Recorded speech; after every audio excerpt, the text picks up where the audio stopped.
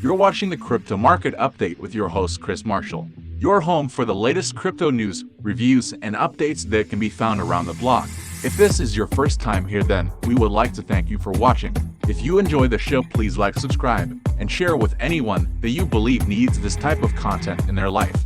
Just a reminder, anything discussed on this show is for educational and entertainment purposes only and should not be considered financial advice. With that out of the way, let's get on with the show. Good morning.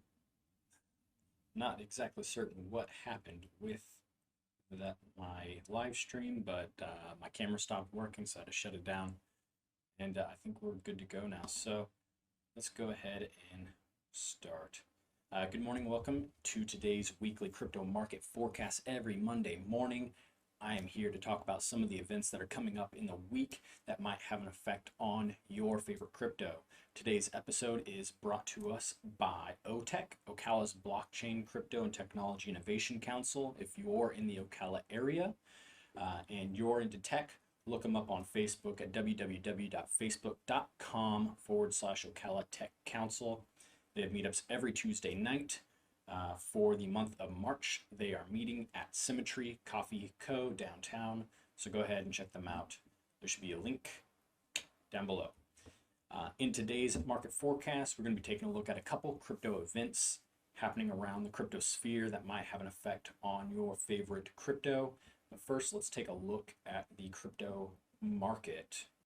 Today's market cap is sitting at $1.729 trillion. The 24-hour volume is at $71 billion, which is pretty good for the weekend. Bitcoin's dominance sitting at 42.6%, ETH dominance at 17.8%. And then ETH gas is down for the morning, but it's already coming back up. Just a few minutes ago, this was at 13. So we are rising today as people get up and going. Let's go ahead and move on over to our charts, take a look at what Bitcoin is doing.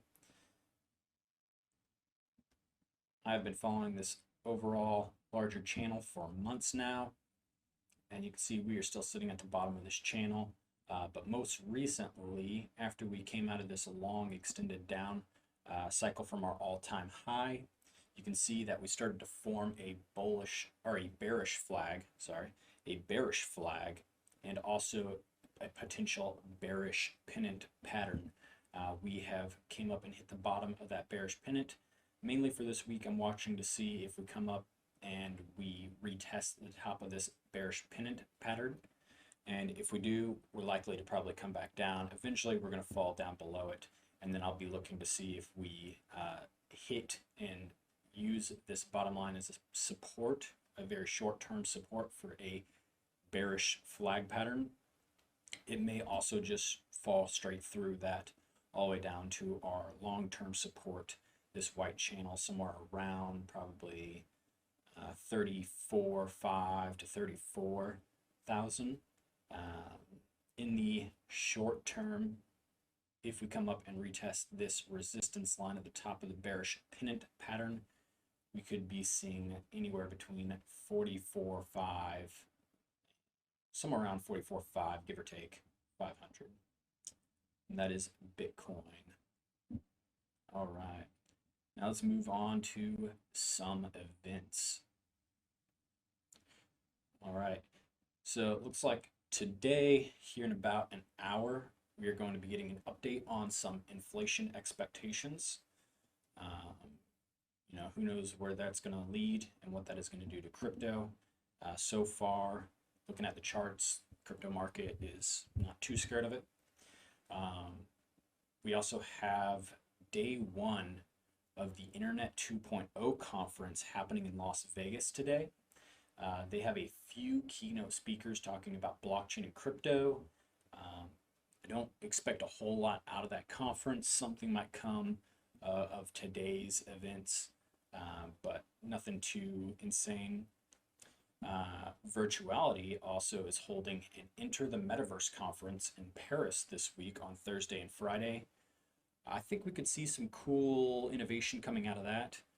Definitely going to be looking for some influencers who are there at the conference to see what kind of interesting tidbits they get to collect out of that event. The big, well, two big ones for this week. Today, the European Parliament is voting on a controversial proof of work ban. So this vote could potentially ban any proof of work cryptocurrencies within Europe, and that would be bad. As if you're watching this show, you probably would agree that that is a bad thing. They had originally put this out a few months ago, and they've changed some of the wording on it to make it seem like it's less of a ban, but if you go through and read it, it is still very much the same in spirit. So that is getting voted on today, and let's hope ignorance does not prevail. The other big thing that is happening this week, Jerome Powell is scheduled to speak. And anytime Jerome Powell gets on camera, we see the markets react. So even though it is just a news conference and he is not testifying in front of anything, we're still probably going to see some reaction overall, especially because right before he goes on, the FOMC will be announcing the federal fund rate. And I wouldn't be surprised if he ends up talking a little bit about that. That is it for today's show. I want to thank you for stopping by and hanging out with me every Friday afternoon. I will be here to recap some of the events of the week that have happened and had an impact on crypto and take a look at what the market did. So please join me for that. And if you found this information valuable, like and subscribe. It really helps me out. I'm a new channel, getting started in this, learning how to do all this. So any support really helps out. I will see you all Friday afternoon at 4 p.m. Eastern Standard Time. Until next time, this is Chris signing off.